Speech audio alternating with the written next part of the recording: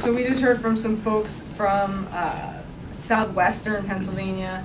I think one of the big points here is that this is not an isolated incident, that this is happening across the state of Pennsylvania. Wherever there's fracking happening. There are over 3,000 well violations since 2009 by the Pennsylvania DEP, and just around 9,000 wells. So we definitely see, and we can hear from these folks, that there are some serious problems, some serious health concerns that are happening.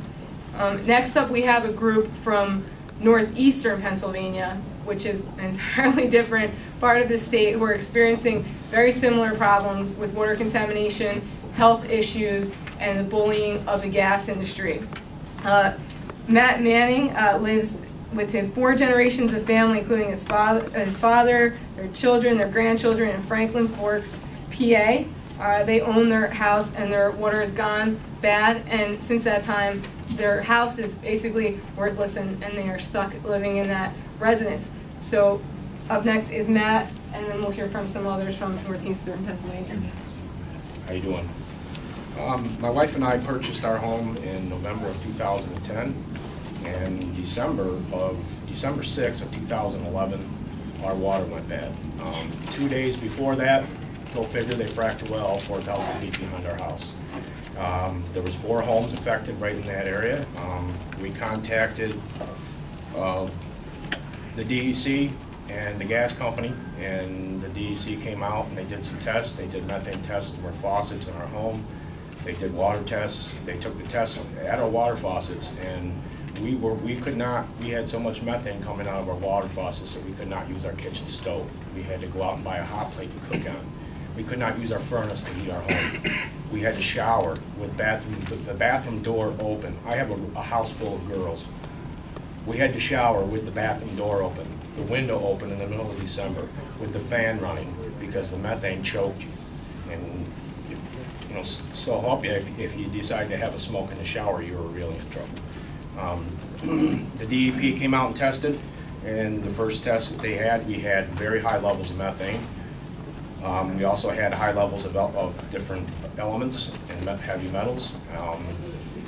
2 months later, the DEP came back out and took more water tests, and in that time frame, our methane level had risen 30% more from what it was the first time around. And they took tests, they came out almost once a week to test the gas coming out of our wellhead, and it had risen to 82% in the free gas, which is extremely high. My granddaughter, our well actually began erupting from the pressure building up and the methane building up in the well.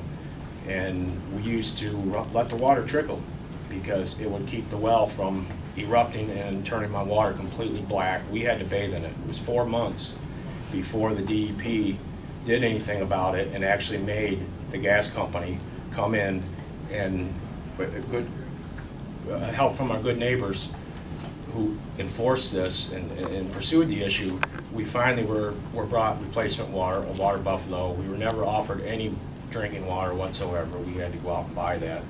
And you know, we let the water trickle on our kitchen faucet that would keep our well from actually erupting.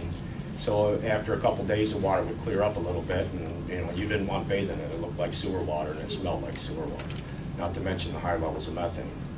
But my granddaughter's bedroom was directly above that kitchen sink, and she was waking up, throwing up every morning with no flu symptoms, no fever, no nothing. She would wake up, throw up, then she'd be fine the rest of the day, not have any more problems.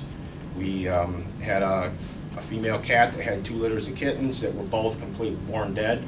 Even though I did not give them the faucet water to drink, we gave them bottled water to drink, but you know, if the kids left the toilet seat open, the cat would drink out of it. She had 2 litters of kittens that were born in the house, completely still dead. It's been a year and a month, and we're still waiting for answers from the Pennsylvania DEP. Nobody wants to figure out what's going on. I mean, I've got some of the highest levels of methane that have been recorded in Pennsylvania. They weren't there before, and it's just an awful coincidence that, you know, 2 days before our problem started, that they fracked a well directly behind us, which is 4,000 feet away, which is quite a distance. So, you know, there's just so much potential for problems. Even though the industry and you know, we've asked for help from our local government, and nobody's even wanted to get involved. Nobody's came to my house to see me, to see my problems. None of the local officials. Everybody, you know, the towns are divided. The day that I spoke up at a town meeting and said that I had problems, I had 50% of the town that absolutely hated me, even though most of them people had never met me a day in my life. They were totally against me, calling me a lunatic, and I'm not the only home in that area. There was 4 homes affected, all within a day or two of each other. The problems erupted, and it's just too much of a coincidence that you know, that this happened. You know, if it comes into New York State, there's going to be problems. There's problems everywhere. There's problems all over the state of Pennsylvania.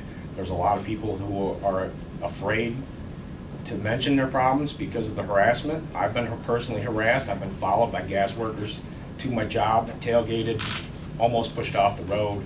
I've had contacted the state police several times on people that were harassing me, and you know, nobody in this country should be afraid to come out and say that their water has been messed up by this.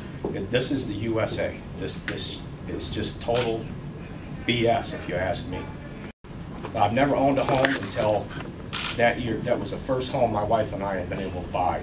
And 1 year and 1 month afterwards, my home is worth nothing. I can't sell it, I can't rent it, and I'm stuck paying for it. So, you know, New York State, you may want to look into this a little more and, you know, find out where you're getting this information. You got to talk to both sides, because if you talk to the gas industry, it's perfectly safe, perfectly harmless. There's no problems whatsoever. Nobody wants to get involved. The Pennsylvania government doesn't want to get involved. Nobody wants to help you. You're just considered a thorn in their side when you speak up and say you have problems, and that's just wrong. To me, it's just wrong, and you know, everybody should keep in mind that they got to answer to somebody someday, and you know, it's just not right. In New York State, please look into it very good, because there's going to be problems. If you let it in your state, there's going to be problems. And like Ron said, it's a beautiful state. I'm originally from New York. I fish, I hunt, I love the outdoors. I spent a lot of time in New York on the Finger Lakes and all over the state. You've got a one-of-a-kind place. Don't destroy it, because once it's gone, it's gone. And you know, as far as the money that these people are getting from the gas, when your water's gone and your food's gone, you can't eat that money. So think about it. That money doesn't taste very good, and it's not very nutritious. So thank you. Just to clarify what Matt was saying, in many homes in Pennsylvania, if you take a drive around, you see water buffaloes outside of the homes, where the gas industry is literally on one hand saying they are not responsible for the well water contamination, and on the other hand they are paying for water deliveries almost on a daily basis to people who have been harmed by fracking.